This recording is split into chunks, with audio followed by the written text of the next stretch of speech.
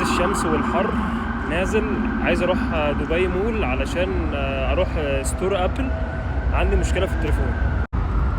المنظر طبعا ايه، بص فيه غيوم يعني من الحر، لكن احنا هنركب مترو، يعني هخش دلوقتي اركب مترو. الموضوع صعب يا جماعه بصراحه، ربنا يكون في عون الناس اللي عايشه هنا. الحمد لله دخلنا المكان هنا مكيف وحاجه حلوه بصراحه. مش حاجه يعني اول مره اركب المترو فهنشوف المفروض ندور اهو، احنا دي المحطه اللي احنا المفروض نروحها. مش عارف بقى الرصيف، مكتوب الرصيف تطلع رصيف 2، فهنطلع دلوقتي رصيف 2. اشترينا التيكت دي اسمها الريد لاين تقريبا، بس والمفروض اطلع على الرصيف التاني علشان اروح اركب المترو ونطلع للمحطه اللي هي بتاعت برج خليفه.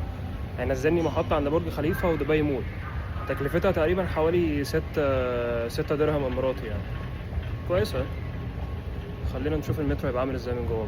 ده شكل المترو، المفروض ان احنا بننتظر هنا علشان يجيلنا المترو ونركب. يعني المفروض ان هو كده وصل، مش نركب دلوقتي بس زحمه شويه، زحمه اسهل من محطه العتبه.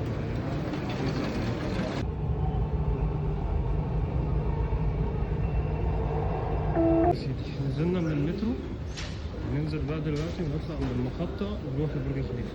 رايحين دبي مول، يعني مش الهدف بتاعنا الرئيسي مش برج خليفة بس نتفرج، أكيد يعني مش هنيجي هنا وما نتفرجش على برج خليفة.